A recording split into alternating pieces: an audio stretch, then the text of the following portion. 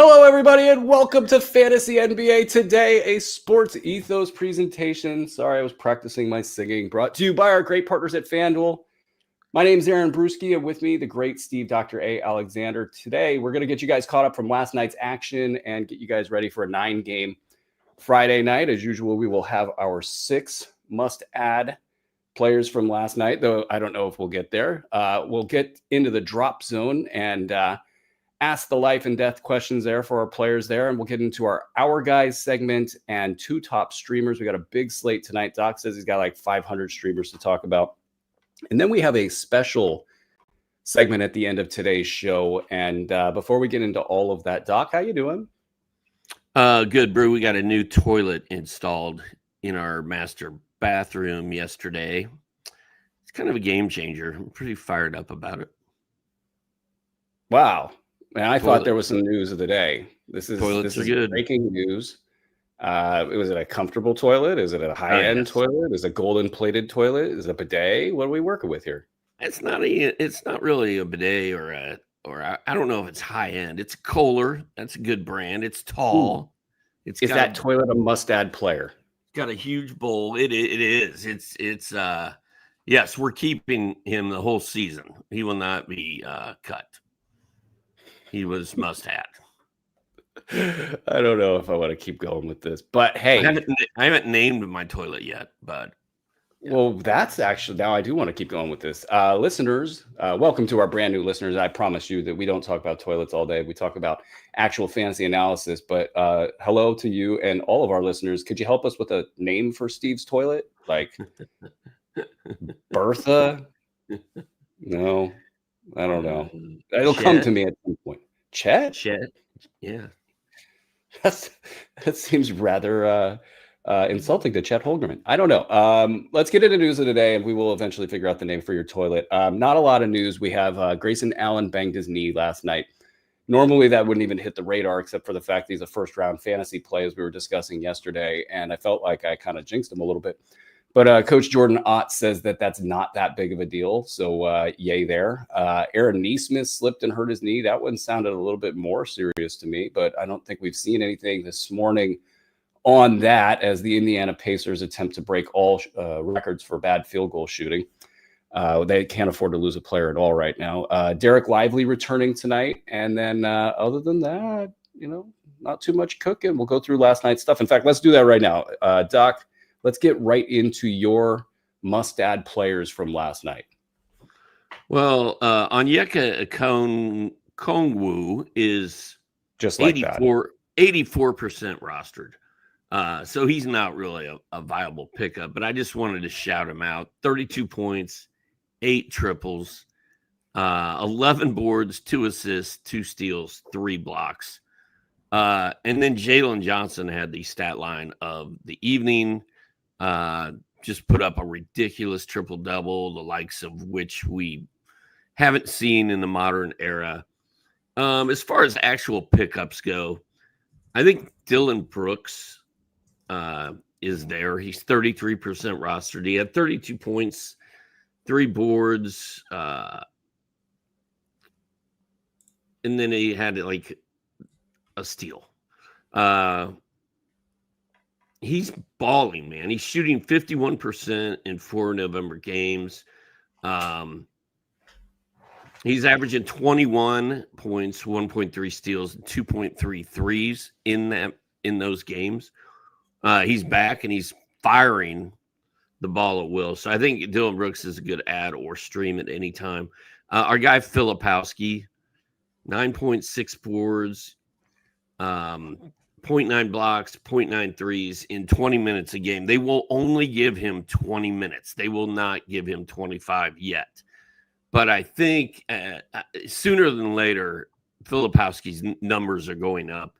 And I think now is a decent time to add Filipowski. We talk about him all the time. And then Vit Krejci of the Atlanta Hawks did it again last night, man. 20 points, 6 triples.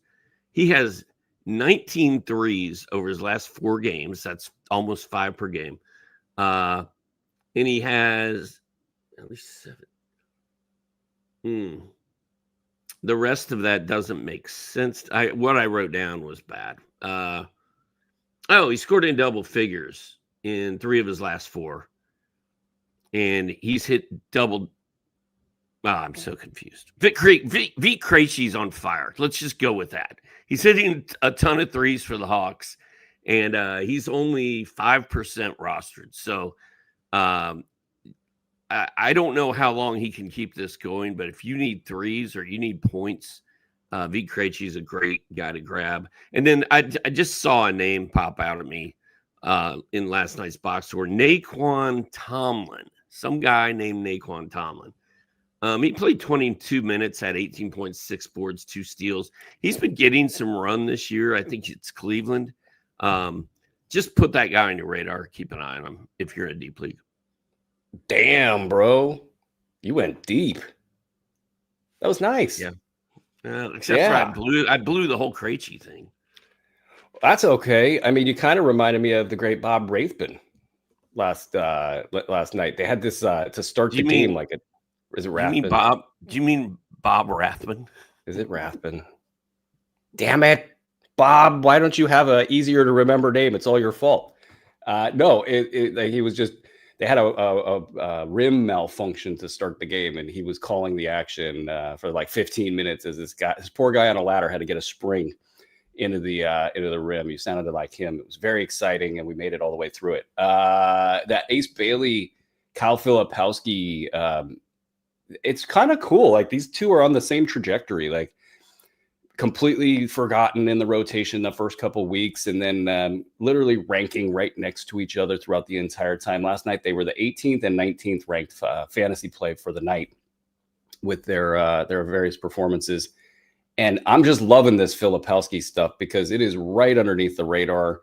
And I'm just hoping that he pops loose in some of these 150 to 200 player leagues where, I could just get in right at the right time. And it just feels like those two are going to have a great last 60% of the season. Like that's going to be just great for both those guys.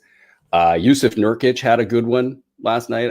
I think you brought him up. Not sure. 10 points, 10 boards, 8 assists, 5 steals, 1 block. This big game brings him up to top 110 in 8 cat leagues and 175, or probably, yeah, I got that right. 110 in 8 cat leagues, 175 in 9 cat leagues. So not consistent, it's not going to be a guarantee going forward, but this is kind of the thing with Nurk is every once in a while, he just pops off for a massive one. And he did in what might mildly be described as a basketball game last night. There was no defense played in this game whatsoever, and that accounted for a lot of the big lines you saw out there in the association. Vic Krejci, did I get that right? Krejci. Shout out Bob Rathbun for helping me with that one all last night. He's been calling that name a lot lately, and I guess my only concern here is we've seen these runs from him in the past. Usually an injury is on the way, and last night as he hit a 3, I saw him just kind of go down to his leg, and he was like kind of just standing there looking like he was like really hurt. And then he just sort of walked it off. And I was like, especially guys that are trying to break through in a rotation and get a bigger role. They're just playing through stuff. And it just reminded me of the last time because Krejci was a top 80, 70 player for like 4 weeks last season before getting hurt. And it was really, really helpful. It was fun to have. Anybody else on this must-add list? I've gathered my thoughts. So Krejci has scored in double figures in 4 straight games. He's had at least 17 points in 3 of those. And he's hit 19 3-pointers over his last 4 games. So just going crazy. Speaking of going crazy, my FanDuel team last night just went ballistic. Filipowski had 8 points, 3 assists, and 9 boards, but he also had 3 blocks.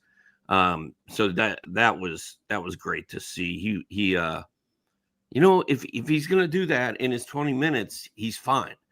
We just need him to get up to 25, 26 minutes. And more on Filipowski real quick. He looks a lot better than he did in the first couple weeks. Like there was one play where he kind of was going full speed down the lane and like really full speed and was able to fling a pass out to Lauri Markkanen, and it was one of those feats of athleticism that's really hard to accomplish. And it tells me that he's back. And whatever happened, and I would love to see the reporting, because now I'm just super curious. Was there an injury involved? Whatever the case may be. But with that athleticism back, he becomes a super important piece for them. And along with Ace Bailey, I just think these two are just going to go great. So anybody else, Doc? I might have like one or two names just to kind of throw out here. I'm just going to recap. My top three pickups tonight are Dylan Brooks, Kyle Filipowski, and Vít Krejci. Who are yours, Brew? I would say Yusuf Nurkic and Ace Bailey, I think, was in your list just now. Scanning mine. Oso Ighodaro deserves a mention. I don't think he's going to be an ad. And same with Jordan Goodwin, and same with Craig Porter. But each of these three, absolutely good nights on a big night where there was no defense played in the association. How do you feel about getting to some drop talk? Yeah, I'm good with that. I feel like Yusuf Nurkic. I feel like you are having a weird relationship with Yusuf Nurkic. One day, Yusuf Nurkic is trash, and he's obviously not going to get the job done. And the next he's day, no Derek Queen, okay? He's God's gift to big men. No, it's not. Derek Queen, maybe. Yusuf, no. Because he's going to get hurt. And like he's shooting like 10% on the year. I'm kidding. It's more like 35, maybe 37 after that. You know who is shooting 10% on the year. You're gonna go first? Okay, you get to go first, Doc. Who's first on your drop zone? My guy, Jarris Walker. Good Lord. Thievery. You better have a good stat for him. I don't. It's unbelievable how bad he is, though. I mean, the only stat I have for him is that he was 0 for 10 last night. And every time I look at his box score, I feel like he's 1 for 11 or 4 for 14. Like, it's always horrible. What's the record? That's what I want to know. What's the record for bad shooting in a season? Does anybody know? He's chasing it. It's a weighted. I want to know if it's a weighted thing. All right. So is Jarris Walker a drop for you, sir? I think so. I was excited about him when, Mathurin got hurt. I'm like, ooh, it's Jarris Walker's season. And, we've heard so much about Jarris Walker for 3 years. There's been a lot of hype there. I have not seen it come to fruition at all. And I'm not like actively like, ooh, I've got to get this guy off my team. But if I see Dylan Brooks or Vít Krejci or my guy, Dennis Jenkins sitting out there right now, I think I'm doing it, man. I mean, Jarris Walker is single-handedly tanking one of my team's field goal percentage. I'm probably going to lose because of Jarris Walker this week. 29.7% from the field on a decent amount of shots. It's brutal. I'll say this.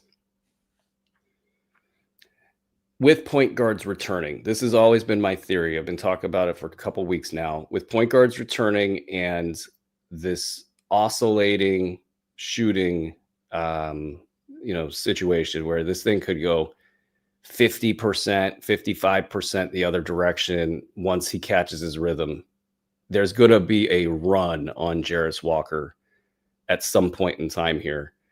And I might be wrong on this, and he might shoot 35% all season. And Lord knows the Indiana Pacers look like they're going to do that the rest of the season. They look terrible. Blown out last night. Blown out. And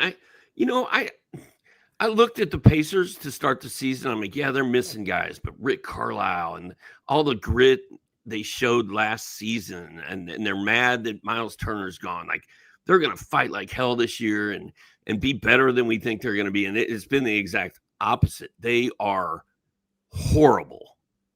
Maybe Tyrese Halliburton wins MVP.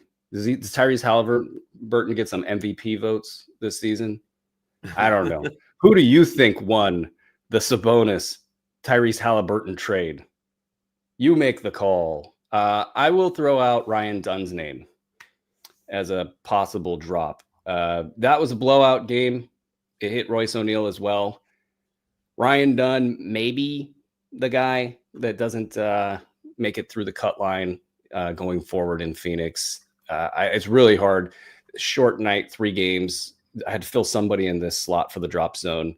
It became Ryan Dunn, and I don't really want to do it. I think he's just going to cruise along with top 100 value, maybe 125 if they all stay in this healthy-ish configuration without Jalen Green there in Phoenix. But that's all I got. You got any other drop zone guys, Doc? Well, if you picked up Svi Mikhailuk, I don't know if that's right. You did great. Mikhailuk. He was 0 for 4 for 0 points last night. I don't think there's any reason to have him on your roster. Like, drop him, pick up Dennis Jenkins for tonight, pick up Naquan Tomlin, pick up anyone. You don't need speed. He took bad shots in that game. He took bad shots. He might get the old. He only took 4 of them. Were all 4 of his shots just garbage? They were terrible. It was garbage, and maybe that's why he only took 4. It was. And then, Brew, we call this segment the drop zone because we talk about guys who are maybe not necessarily be drops, but they're playing at a level that makes you question why they're on your fantasy team. My son was up here before the show, and I said, dude, Dyson Daniels is terrible. Oh, wow. Like, what is he doing? And he goes, he's averaging 3 steals a game. And I was like, yeah, but he's averaging 3 points a game. Like, it's so bad. Dyson Daniels had 2 points last night. He was, 0 for 2 shooting? Like, dude, he's not shooting the ball. He scored in single digits in 4 of his last 5 games. He scored in single digits in 3 straight games. And Jalen Johnson and Okongwu and everybody else is just running Vic Krejci. They're running circles around him while Dyson's just out there playing defense. I need the people that were so loud about Dyson Daniels to pick up the slack. I feel like I'm the only defender of Dyson Daniels out, and I didn't really want this job, and here I am. And yes, I ranked him highly, and I'll eat that. But at the same time, this game last night was preseason quality. It really was. And Jalen Johnson of the 7 steals, some of them were literally handed to him. It was I was like, wow, that was a steal. Okay, here we go. It was very Utah experience. Yeah, exactly. And so this game, it's really, he's had these issues. Dyson Daniels has had these issues all season. So it's not like, it's just one, blowout game. But that particular game is very difficult to measure. And I just think he doesn't care about stats. And all these other guys like Keaton Wallace out there really handling the ball a lot. Jalen Johnson obviously handling the ball a lot. Nickeil Alexander-Walker, I think, is his kryptonite. And he's back now on the floor. So let's see how it all goes. I think what I would say with this is Dyson Daniels has a lot of pop, somewhere in there. And whenever that hits, that will be top 25 material. And until then, whenever that comes, we just kind of don't know what it is. And maybe this is a bit of a lost season for him, which is fine. But it's very frustrating if you selected him. I was able to kind of dodge him in a lot of places, not everywhere. But dude, Dyson Daniels, his jersey's hanging up right in front of me. He's one of my guys. I wrote about him. I was like, he's going to try to average 3 steals again. The rest of his numbers will be fine. I'm going to try to draft him wherever I can. I was taking Giddey and another stud. I was picking near the end of all my drafts. And by the time it would get back to me in the 3rd round, he was gone. So I only got Dyson in one league where it actually counts. And I feel like I may have dodged a bullet there. Kamla was on it from the beginning. He's like, no, Dyson Daniels is overrated. He's not going to do that again. Yeah, I think I got him at 58 in 30 deep or something. So I was like, okay, that's fine. I'll take him at 58 in a 9-cat league. That's pretty good. In that kind of a draft. Yeah. And then I maybe one more spot. But I also was afraid of the steals variance and also never really need steals. So he wasn't a priority for me, though the ranking was high. So we'll see. It's early. It's very early. I think, what are we, like 15% of the way through the season? One month in. 1 month. Oh my God, it's been 1 month. Holy moly. All right, well, let's get to our guys of the night. Doc, who do you want to talk about first? You already mentioned him. I have not mentioned him yet. Ace Bailey. If you missed it last night, Ace Bailey had 21 points, 4 threes. He had 5 rebounds, 3 assists, 2 steals. He's only 28% rostered. His numbers have been going up for like the last 3 or 4 games. He's finally integrated into this offense. I haven't heard anything about his knees lately, which is good news. So, and he's sort of the key to my 30 deep team. So I have a vested interest in Ace Bailey. Super excited to see him starting to play well. And then I've been waiting for Nickeil Alexander-Walker to pop. I'm not sure he popped last night, but he had 16 points, a 3-pointer, 2 rebounds, 5 assists, 2 steals, 2 blocks, 32% rostered. I think he's good to go till Trae Young gets back. He just hasn't been as good as I thought he was going to be up to this point. Yeah, a little bit of an enigma there. What about Ace right now? Like, rostering and not rostering. Okay, so he doesn't cost you anything if you buy him off the waiver wire, right? Or pluck him off the waiver wire. But like, what about in like a buy low deal? Would you spend to get Ace Bailey right now? Yeah, I don't know. It depends on who I'm giving up. I don't need Ace Bailey on my team. I mean, that was a good game for him. 21 points, 4 threes, 5 boards, 3 assists, 2 steals. Lots of guys do that. I don't need him, but I like him. You're not worried about missing out on the Ace Bailey train. No, I don't feel like he's gonna just explode and be the man all season. Now, somebody who might do that is Con Knipple. Wow, that's a pick. Man, I think Con Knipple is leading the Rookie of the Year race right now. I think he's leading, and I feel like Con Knipple is something I want to get in on the ground floor. Like, I want Con Knipple. Ace Bailey, I wouldn't mind having him. His knees make me nervous. The Utah situation and shutdown makes me nervous. But I'm rooting for Ace Bailey. I think he's going to be a good player, and I think he's going to do just fine in Utah as long as they keep playing him. But 28% rostered, he should be available in some leagues. I think if anything happens to Lauri Markkanen, Ace Bailey becomes sort of maybe not their designated shooter, but the guy that can get the tough shots off. And right now, that's Lauri Markkanen in Utah. I don't know that I would be aggressively buying, but I would be trying to maybe, that kind of like, you kind of just messing with somebody. You pluck them away for some name that's everybody knows that isn't good, but maybe this one person does not know, or something like that. A plucking of an Ace Bailey. I only have Colin Gillespie on my list. A quiet 10 points, 2 3-pointers, 4 rebounds, 1 assist, no defensive stats. Just a quiet night. Was expecting to get a text from you, Doc. I did not. Oh, I got a text from you on somebody else, though. Yeah, I said is Vit Krejci becoming a thing? That was the text. That was the text. And I think he is becoming a thing. Yeah. But back to Colin Gillespie, I'm not worried at all. That's where we're at.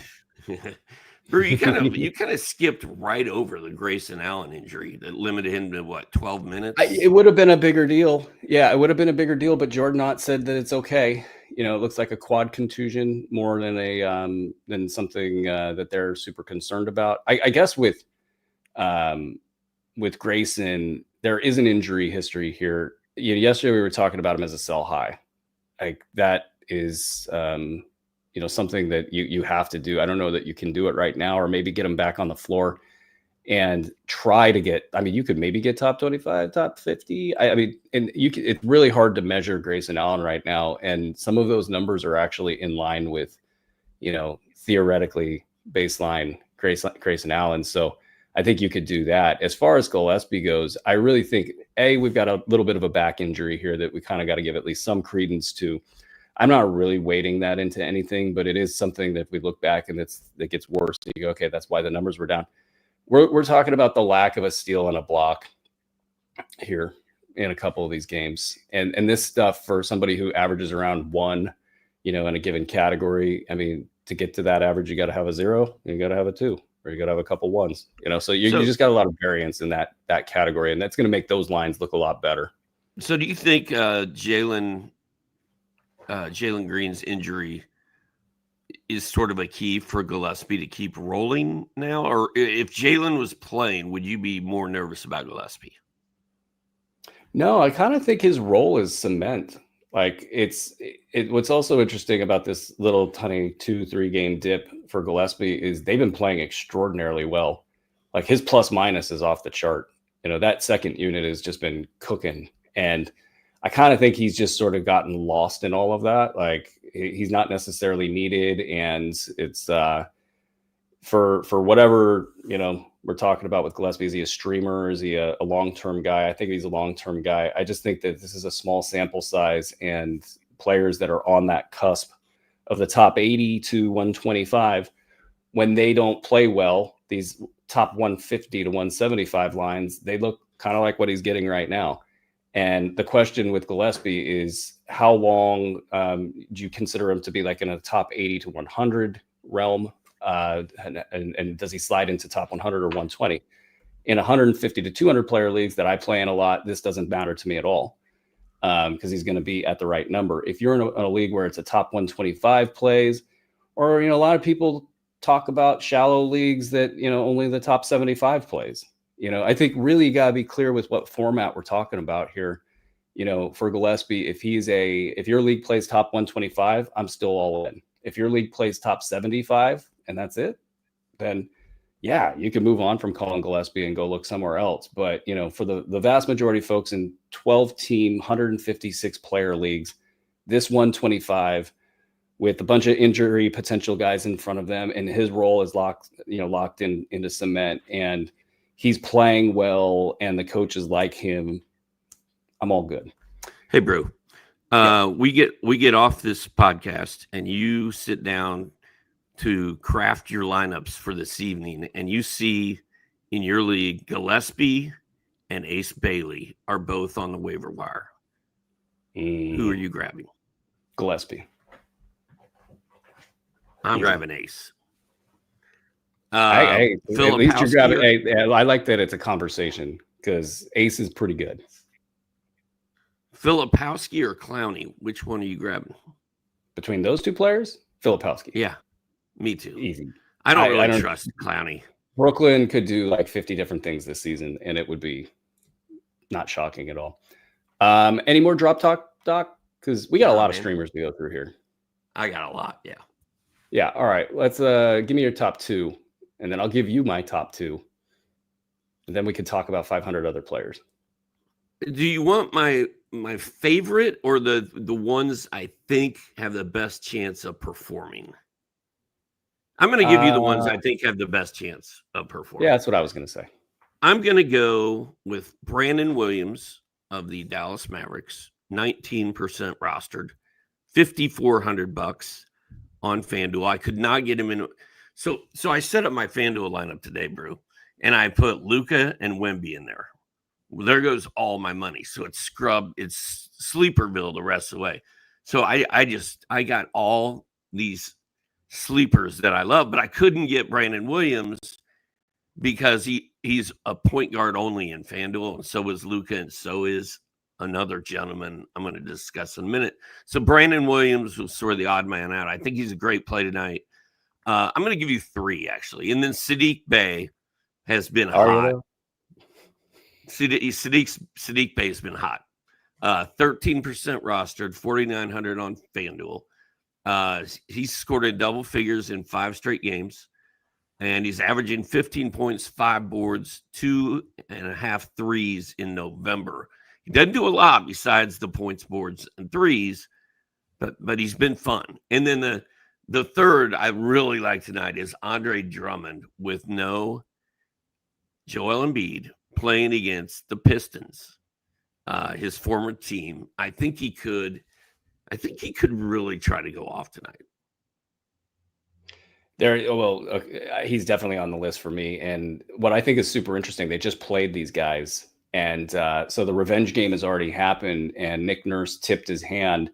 They were running pin down screens for Andre Drummond to get to the corner. And I think this was a couple things. And Nick Nurse had this little smile on his face in the pregame when he was saying, yeah, I think it's going to be Drummond starting. So like this was a premeditated thing, and I think they had fun with it. But the Detroit center is Jalen Duren, and Jalen Duren's great standing in the middle, getting all those rebounds. And he doesn't want to get out on the perimeter and cover a guy like Drummond. So they just kept sticking Drummond in the corner and running this little pin down for him, and it was great. And so now that that's happened, I think Detroit and JB are going to be like, okay, we know this is going to come again, so we're going to actually defend against this and have at least something on the scouting report to deal with this. Maybe they just switch it up on the outside and force Andre to try to back down the switch and get everybody out of their rhythm would be the way that I would play that. But that's going to be super interesting. And of course, you have a Dembona who could get you 2 points, 4 rebounds, and 2 blocks, and everybody can get all hyped up about it, and we could talk about it all year long. I guess we'll follow that up at some point. I thought about putting Bona in there, and then I was like, no. No, I value my team. I'm going Andre Drummond. This is $5 Friday, man. This is important. This is a big deal. There's some streamers I want to jump in on. Anthony Black against the Brooklyn Nets. This is prime territory to just tear some crap up. And he also theoretically could have some value beyond this game. So I think that's going to be fun. My other one, Moussa Diabate, I got one more after that I would consider the high-end streamers. Moussa Diabate with Ryan Kalkbrenner out. This is at Milwaukee, so a little bit of you got some Giannis going on there and might screw things up for Diabate. But this could be a nice little breakout game for Diabate, who's been quietly performing well. You got Kalkbrenner out there doing top 50 stuff, and Diabate's around top 150. With some serious foul shooting problems, dropping that number back, which means that the other numbers are pretty damn good. So Diabate, and then the last one, where'd you go? It's totally hiding from me. I guess I'll stick with those two as my top two. And then I have a bunch of names after that. So do you have anything you want to fire off? I do. I've got a lot. Not so many guys, but just information. So my man, Dennis Jenkins, point guard in Detroit, $4,500 on FanDuel, 4% rostered, has scored 18 and 24 points in his last 2 games. And over those 2 games, he has hit 4 triples. He's collected 12 rebounds. He's handed out 15 assists, and he has 6 steals. Like, those are monster numbers. And I'm going to ride this guy until he cools off. So I'm all in on Dennis Jenkins tonight. Miles McBride is 6% rostered, $4,400. No Jalen Brunson tonight. I think McBride is very interesting. Reed Shepherd, 34% rostered. Double figures in 4 straight games. He's gone 21, 16, 16, and 12. With 15 triples and 9 steals over that stretch. Like, Reed Shepherd is heating up. I just wish he had more assists ready for us. And then I think I've only got one more guy, Derek Jones with no Kawhi, $4,400, 7% rostered. He's averaging 11 points, 2.3 boards, a steal, a block, and a 3 in November. And he's got a chance to do some stuff tonight. So those are all sleepers I'm looking at. I really like your Anthony Black call as well. I'm going to go see if I can squeeze him into that lineup when we're done. Yeah, that's I mean, there's a lot going on tonight. The name that I was kind of like, he's not high end, but it's Will Richard getting the start in the rematch in San Antonio. I think San Antonio is going to come out fired up for this game. And so you got Wemby in there too. So it's a little bit of a messy start decision for Will Richard, but they like him in Golden State, and there's some promise there. Moses Moody is the guy to have. Moses Moody, if he's available, I think you go grab him. I think he's a part of the future going forward, and I think it's going to be good for him the rest of the season. Is Will Richard a thing? I missed this. Not statistically. I missed it. But in an evaluation, yeah, he's got promise. Like there's something there. I think the pecking order is the problem. Like he's going to be like 6th, 7th in the pecking order. And so that's going to be problematic from a fantasy perspective. But a couple things break his direction and maybe you get some luck there long term. But as far as like a streamer tonight, Al Horford has been pretty good lately. 3.5 triples, 2.5 blocks in his last 2 games. Ugh. So productive, but yeah, I know. Plug your nose and go. John Horford's Collins. Yeah, exactly. John Collins. And then Dallas, maybe this I have undersold. Dallas, that pivot. So you've talked about Brandon Williams a lot, but Max Christie and Najee Marshall, these could be core pieces for this team going forward. And they could maybe, with Max Christie, have a floor of top 125 if it all goes right. And this isn't like game-breaking stuff, but maybe in a roto situation, this could be good for you. Najee Marshall had top 50 stretches last season and was out there operating like a number 1 scorer. It was hilarious, great, all the things, and more power to him as an older veteran, just like, hey, I'm the man. Okay, cool. You are. Give that a hard look from a rest of season perspective as well. You got Jake LaRavia, and maybe he gets a kind of a goodbye game. Oh, look at that smile over there. Look at that smile. LaRavia, 2 straight really bad games and coming off of a top 80 to 100 stretch of about 5 games. And he and Rui Hachimura in New Orleans could be a loosely played game. You know, Derek Queen floating around there in the perimeter, on the defense, and he could score on Queen all day long. Queen, of course, I think he's probably picked up in a lot of leagues. These numbers he's been putting up are poppy. The cash counting stats weren't there in the last one. There's always some sort of problem with Derek Queen, and we're trying to figure it out. Sadiq Bey, you mentioned, is a good one. Herbert Jones has been super quiet this year, and at some point in time, he might want to get involved in things. Right now, it's not happening. Jeremiah Fears, probably a top 150 guy the rest of the season, so good in a 1-game stretch. Keon Ellis in Minnesota. So Minnesota came to Sacramento, whomped them, and you would think this would be a revenge game and that Minnesota at home would take the Kings super lightly. But it's an NBA Cup game tonight, and point differential matters. So the Kings lose again. And Keon Ellis probably, now that they gave him some run, it's time to screw this thing up. So I don't think I would be excited to put Keon Ellis in a lineup. Russ Westbrook, I would be excited to put in a lineup, and Dennis Schroeder, if he's available, he's probably due at this point. So those guys are worth a look. And you hit Jenkins with the Pistons injury report. If it goes south for Duran, Cunningham, and Isaiah Stewart, Paul Reed and Duncan Robinson, Ron Holland even as well would be somebody to look at in the afternoon if the bad news comes back for Detroit. I think that's everybody. I got one more. You can't quit Ron Holland. Never. Or Jake LaRavia. You just can't. No. Well, no. With LaRavia, I will quit LaRavia if LeBron comes back and completely wipes him out. But he's wiped himself out the last 4 games. The Lakers have wiped themselves out. It's your guy Luka. He doesn't care about Charlotte basketball, and then he gets wiped out by Dyson Daniels, and it all goes south. Who's your one more guy? The one, the only, the other half of French Vanilla, Luke Cornett. Luke Cornett, everybody. Look, so I've got. Go ahead. Oh no, he had it was like 6 of 6 or 7 of 7 the other night, and that was all he had. He didn't have like any other stats in the stat sheet, and I was like, "Come on, man!"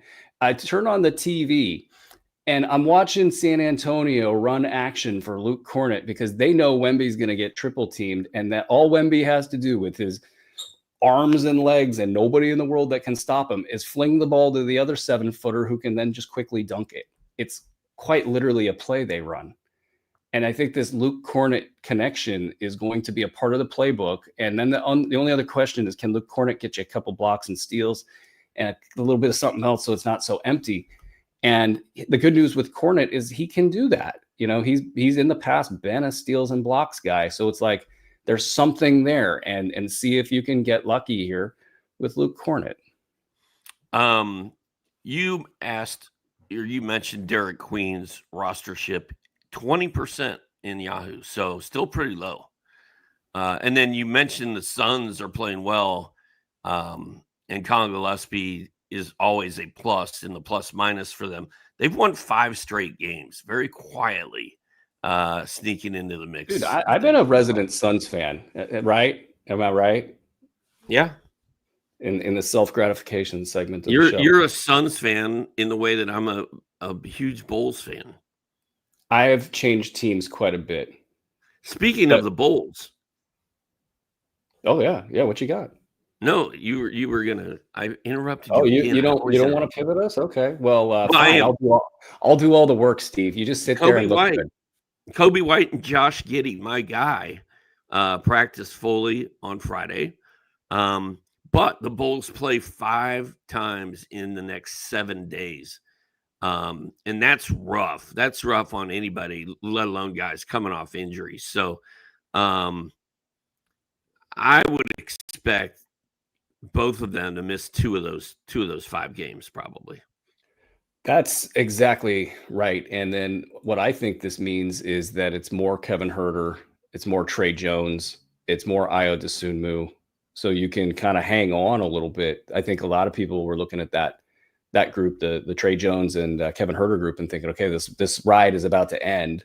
What should I do now? Should I get ahead of this? And you could still probably get ahead of it a little bit. I don't know that I would get too aggressive because it kind of feels like these guys may just be good a la Phoenix the rest of the season. But this stretch here for those specific players could actually be quite valuable. So I would not drop any of the aforementioned. And the Bulls play at Utah on Sunday.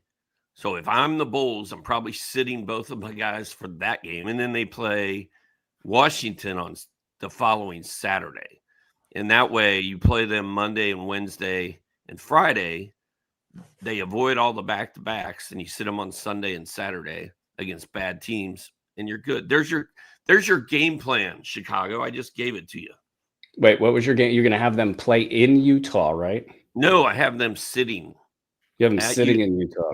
At Utah, and I have them sitting against Washington. I'd do it the other way.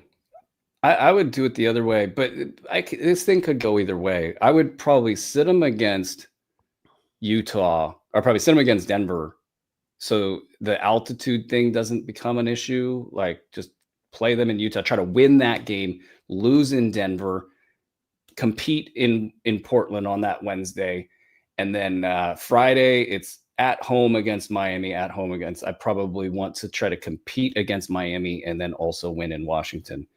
Look at us disagreeing once again. All right. What are you watching for tonight?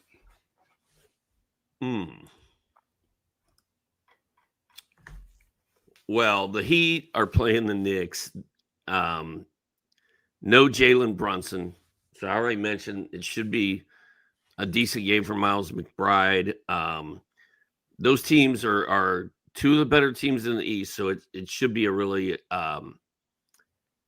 fun game, interesting game. I can't wait to see if Norm Powell can keep it going. I can't wait to see if Khalil Ware can keep it going. Khalil Ware's been really good for a few games. Of course, Bam's been hurt. That helps.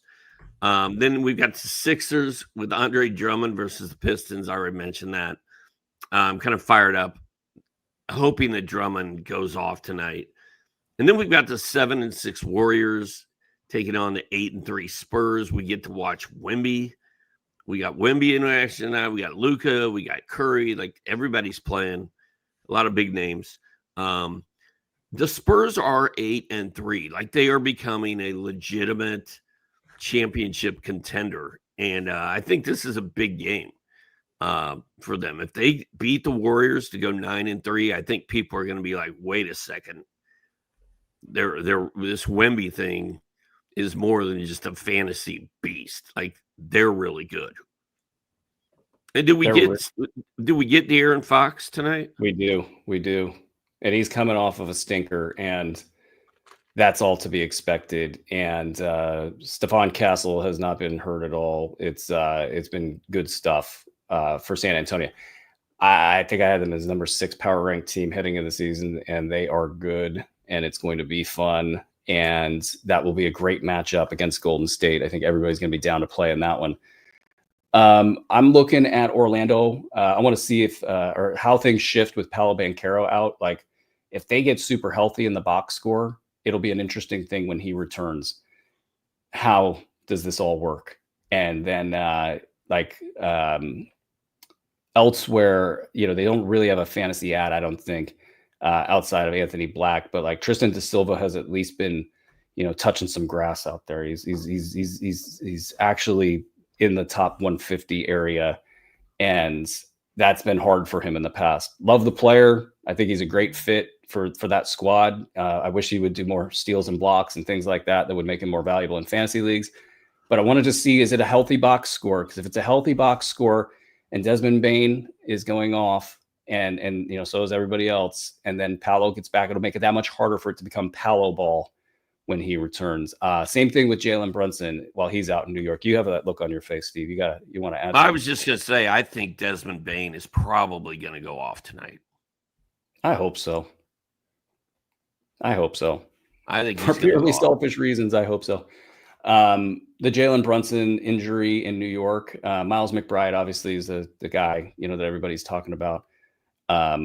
The drive and kick Mike Brown offense, do they use this as the time to do that? And what does that look like? Does that mean that it's more production for Mikal Bridges and OG Anunoby, or does Cat become super good? And then how long is he out? And it doesn't sound like it's going to be all that long. And then is there enough to just make it a little bit less Jalen Brunson-y going forward? That is a verb, I believe. I got morbid curiosity for the Kings. What you got? I've got a question for you about Desmond Bane. Like, let's say he comes out tonight and scores 35 with 6 threes and finally has the game we've been waiting for all year. Do we consider that, okay, finally Desmond Bane is doing what I thought he was going to do, and I'm good to go the rest of the season? Or should I be thinking this happened because Paolo Banchero didn't play and they can't play together, so I need to move Desmond Bane while he's hot? I think this is a really unique situation where the franchise traded everything to get Bane. If it literally wasn't that, I would be more inclined to have the thought process you talk about with Paolo Banchero not being able to play with Bane. But the reason why I ranked Bane the way I did is he has this way of fitting in with other high usage players that makes him insulated from the impacts of those players. So it was just like, he's this good. They believe in him. They paid everything for him. It might be messy in the beginning, but let's go. Let's buy into Desmond Bane. So that's my chief belief here, and I'm going to stick with that. And I think that the early returns were kind of what you might expect with Paolo Banchero and Franz Wagner. And there's even open talk about when they talk about in Orlando how this works and how everybody's playing and all of the different things. They just talk openly. Those two guys, Wagner and Paolo Banchero, they like to go downhill. And when they like to go downhill, unfortunately, they're trying to create contact and, out muscle their defenders. And they're not exactly eyes up looking for where Desmond Bane is. And that's just not going to work. They're going to have to give up some part of their game or get better at knowing where he's at, or they're wasting their future. And that last part of that sentence is doing the heavy lifting here. So I will not sell high. I will be on the other side of that equation. Good question. Should we get into buy low and pass? Well, if you put it like that, sure. I'm just saying. I'm just watching the clock, man. You're a good point guard, Steve. Maybe you should host the show. No, just throwing it out there. No, I should just sit here. I should sit here and shut up.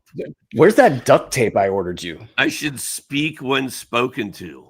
Is what I should do. Don't make Dad mad. Derek Queen in New Orleans, Nico, the post Nico Mavs, Portland at Houston. I like Portland +8, -108. If that held up, it's -112 +8. Yep, at FanDuel. I like Portland to compete against Houston. All right, it's the segment taking the nation by storm. Buy low or pass. You gonna buy low or pass on? That's got to be a typo. I'm not even going to talk about Stephen Curry. Stephen Curry. Who You gonna put buy this low or list pass? together? I don't know, but it was apparently ranked number 48. Did he have a really bad game in the last one? It took him out of like 7 where he was previously at. He must have. All right, let's go. These No, stats are Stephen over the last Curry. 2 weeks. Stephen Curry. I'm now just checking the stats to make sure that our intrepid producer, who always has it right, has it right. The last 2 weeks in 8-cat, Steph Curry is 48. These are the last 2 weeks. Okay, I can read. Are you going to buy low on Stephen Curry? Yes. And if you don't, okay, thank you. John Morant at number 132. You're going to buy low on I John will Morant. pass. Just to be clear, these ranks we're giving you the last 2 weeks of ranking. And then for John Morant, you're not getting into John Morant at all. No. I'm right there with you on it. Now, I don't think I can conjure. If somebody wants to hand me John Morant for like Ryan Dunn. Yes. Like I've got DeJounte Murray on my injured list. If somebody offered me Ja right now for DeJounte, who we don't know when he's going to play, I'd probably do that. If I was tanking in a dynasty league, I would take John Morant. Jaren Jackson Jr. at number 100 the last 2 weeks. This is a spicier one. What do you think of Jaren Jackson Jr. at 100? What would you trade to get Jaren Jackson Jr.? I flip-flop on him all the time. Like some days I'm like, man, he just is never going to be what I need him to be. And then other days I'm like, ooh, he's going to be a steal. I should draft him right here. And it just never works out.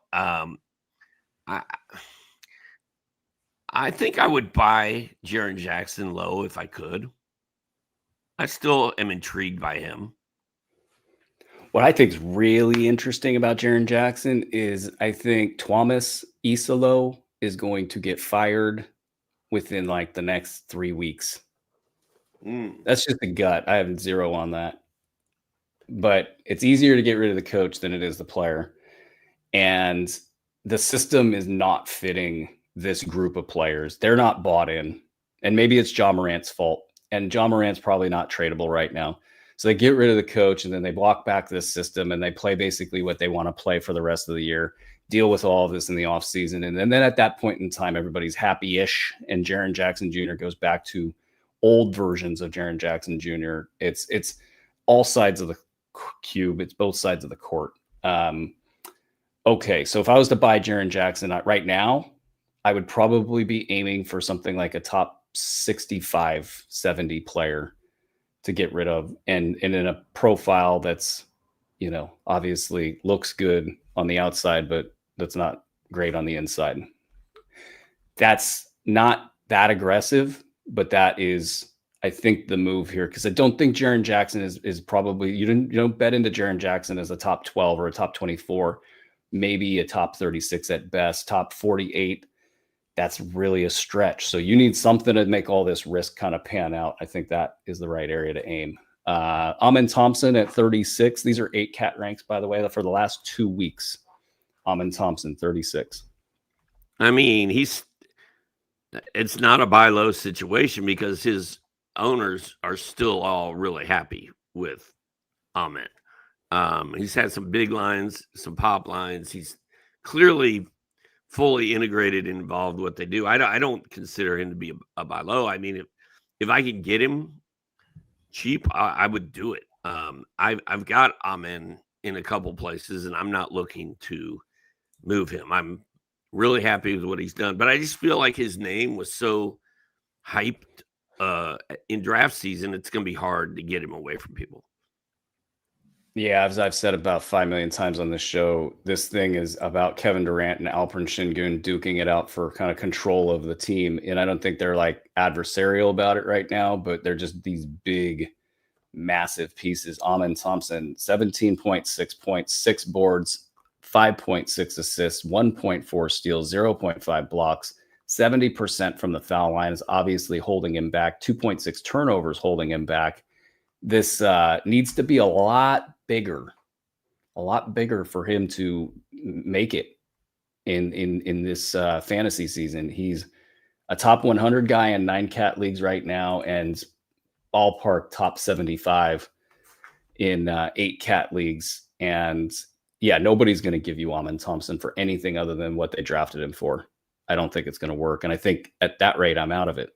Chet Holmgren's been a little slow this last week, a couple weeks, dealing with some stuff, 55 on a rank for the last 2 weeks. And that's low. So do you think you can pry away Chet Holmgren from his fantasy owners' cold, dead hands? Maybe, but I don't know. I'm not a huge Chet guy only because of Isaiah Hartenstein and Jalen Williams being there. They kind of mess up what Chad is trying to do, I think. If Chet was just there by himself as the lone, big, tough center, I think it'd be a totally different story. I think Hartenstein messes a lot of that up. So I'd be happy to get Holmgren on my team, but he's going to be expensive. There is no buying low on a guy like with the name Chet Holmgren. Andre brings up an interesting question. I don't think you're buying low on Chet Holmgren. Let's finish on Holmgren.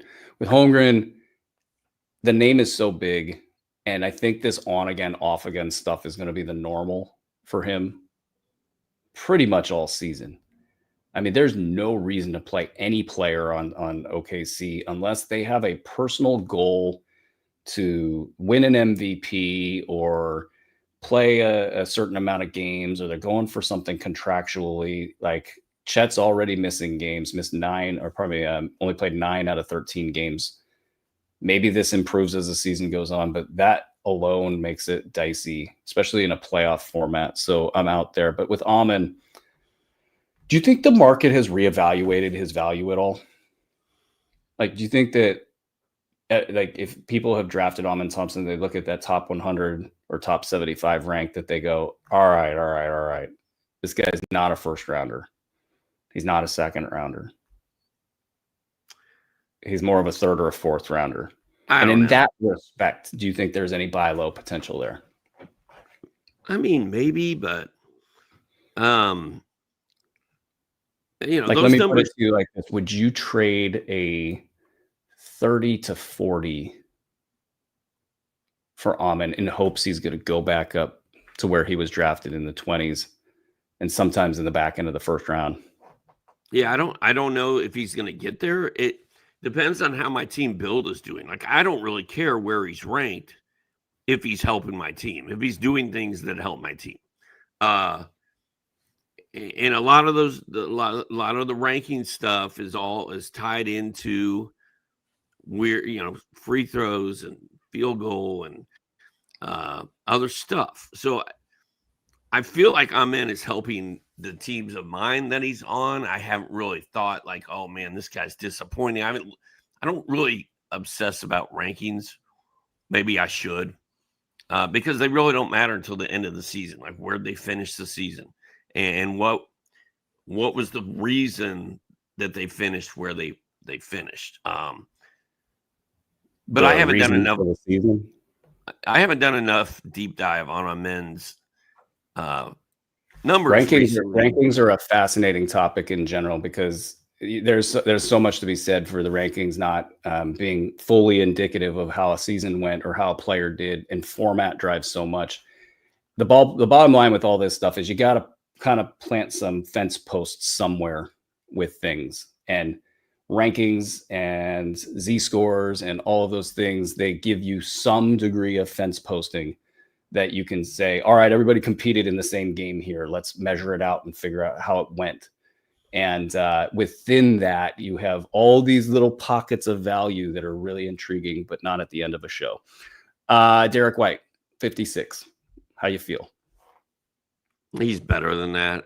I think he's a good buy low. I think as far as what I would give up to get him, I don't know. Are we talking? I think he's going to be. I think he's going to finish as a top 30 guy. So I think I would go around somebody who's ranked around 30th to get him. Right. With the arrow pointing down. Evan Mobley, 65. This is an easy yes. I'll toss my number out. I would go easily top 20 and probably top 15. And if somebody was like, let's go, this is too easy. Grayson Allen, like that would be easy. Yes. In a second. So like, but yeah, 15, 20, go for it. Knock yourself out. See if you can get a 30 in there. Doc, any thoughts or differentiation there? No. Cooper Flag at 67. How you feeling about old Coop? Old Coopy. Dude, Brooklyn was the big mystery team when we started the season. Now it's Dallas. Like, what is going to happen? Nobody knows. Like you said, it could be Najee Marshall and it could be Brandon Williams all year. But regardless of all that, I think Cooper Flag is going to be in the middle of it. I think he's going to look up soon and be like, wait a second, I'm not even in the top 2 for rookie of the year right now. Like, I got to get things going here. So I think he's a decent buy low. I don't know how high he can. I'm worried about the shoulder, man. I agree with everything you said. If the shoulder is not a thing, I think you're all the way right, 100%. And if the left shoulder is a thing and they start to get super conservative, that would be very bad for Cooper Flag, folks. Your guy. Well, if they're holding Anthony Davis out already and just sort of, I mean, it looks like the tank is on, right, in Dallas. Feels like it. Then Cooper Flag, if there is something wrong with his shoulder, he's in jeopardy, man. Yeah, he's in jeopardy of being shut down. All of a sudden become super conservative about all the injury stuff. They're going to be in the new owner disease in the NBA is it's real. It hits hard. But let's get to your guy, the Condor. Guy. If that's a nickname I could bestow upon him. Matas Bucelis. 88 over the last. He's just got the wingspan of freaking Condor. But Matas Bucelis, like, how much would you pay to get Matas? I know the answer is yes, and yes. And I see that Velcro wallet of yours just creaking open. Like, what are you going to pull out of that thing? I ain't got a Velcro wallet, son. Yeah, you do. Matas Bucelis is 88 over the last 2 weeks. Did you just sun me? Huh? Yeah. Did I say son? You did. I got a Velcro wallet. So anyway, go on. Sorry. Oh, I call a lot of people son.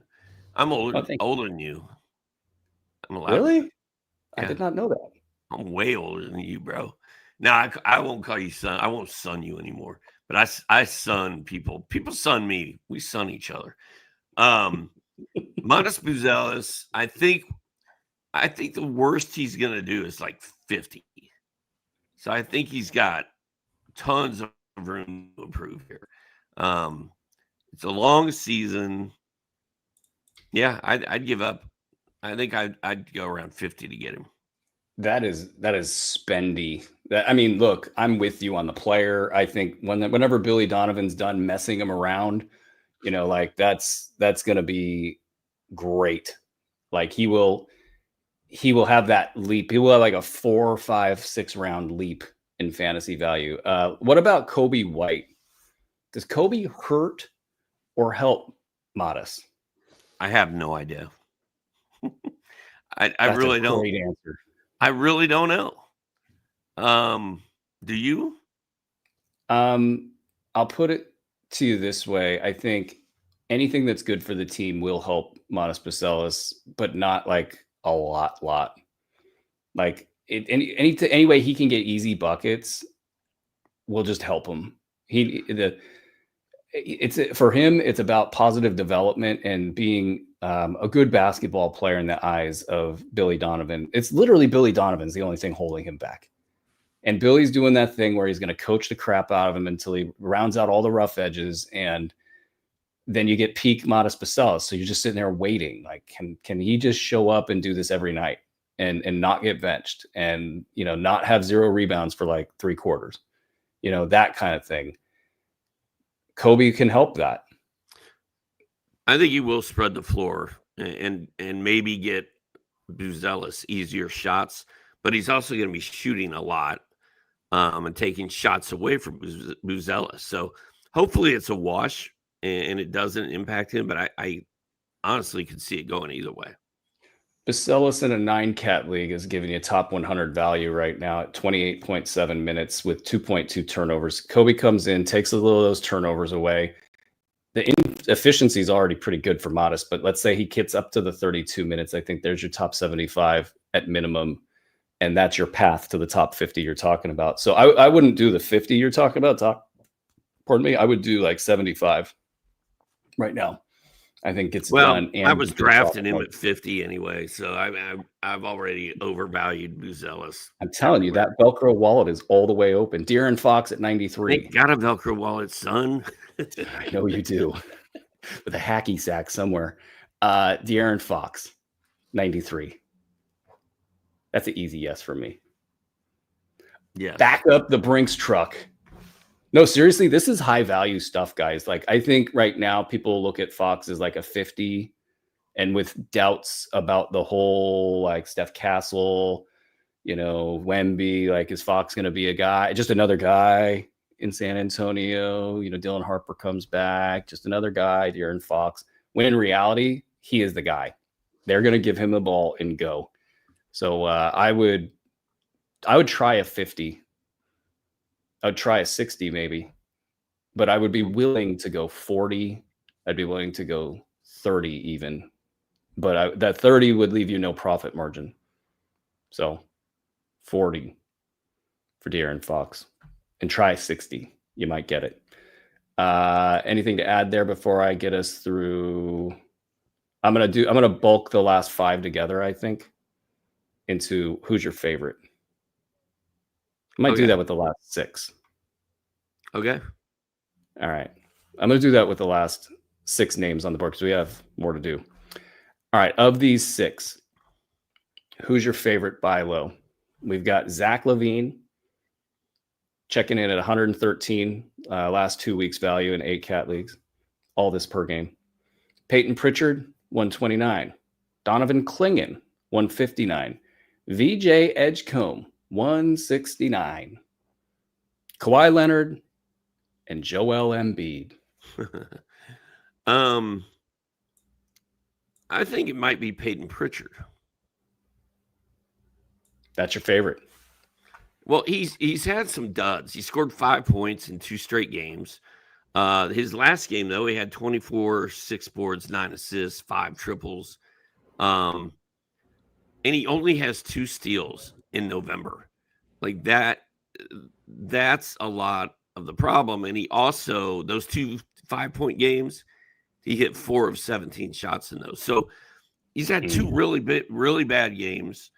And he hasn't been stealing the ball, but he's also had some good stuff in the middle of that. And I think now is a good time to make a low ball offer on Peyton Pritchard and get him for later, because regardless of whether the Celtics are good or bad this season, Pritchard's going to be out there balling. And I think he had a bad week.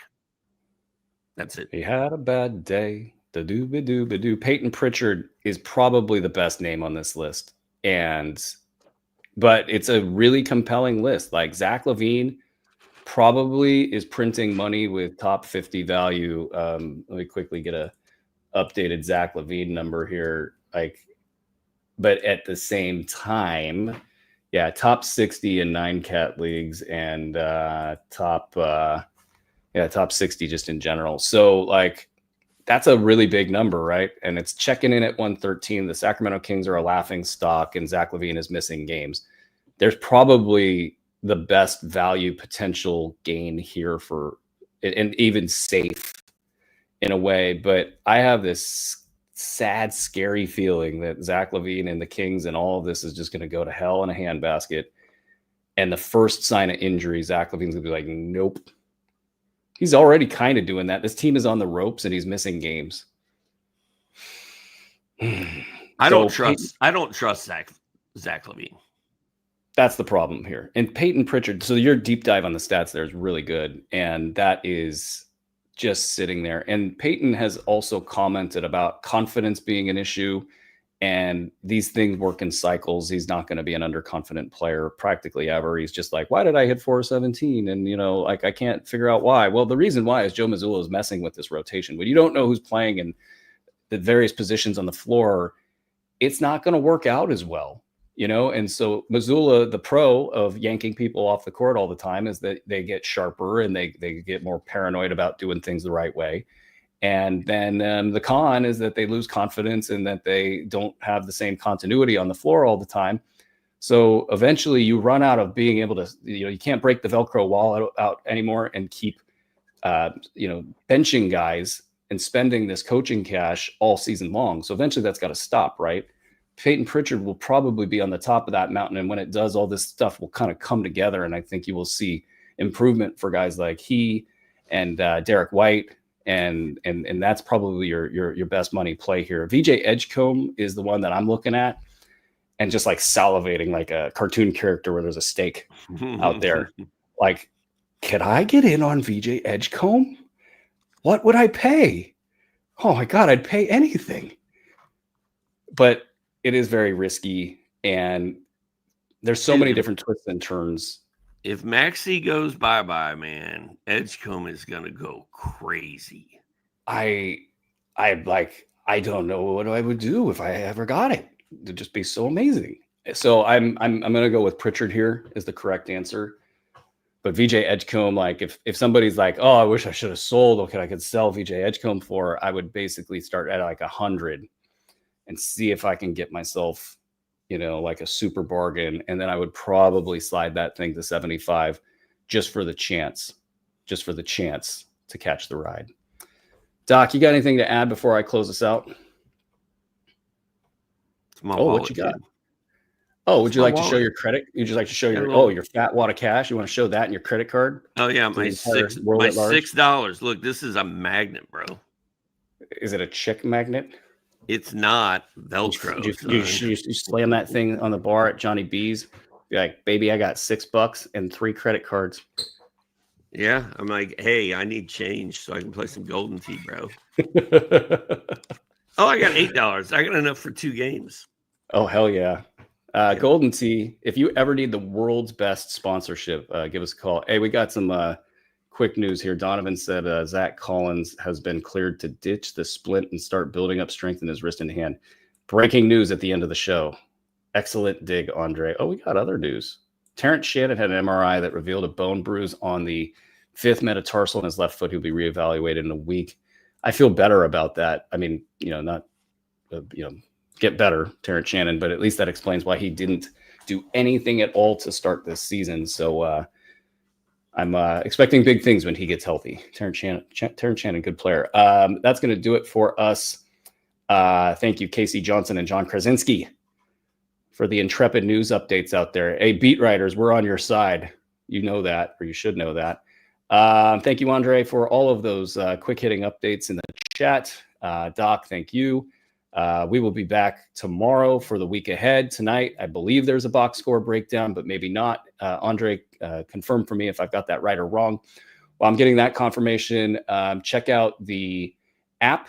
Go to our website and you can find instructions, or just go to the Google Play or Apple App Store and look up Sports Ethos so you can get all our news items as well as all of the stats. Go to the website, check out a membership. You can get all the B150 projections there and get a membership, all that good stuff. That's going to do it for today's show. We will see you guys tomorrow for the week ahead, and you all have a good night. Week ahead. Did you just sun me? I did. I should call HR. Damn it.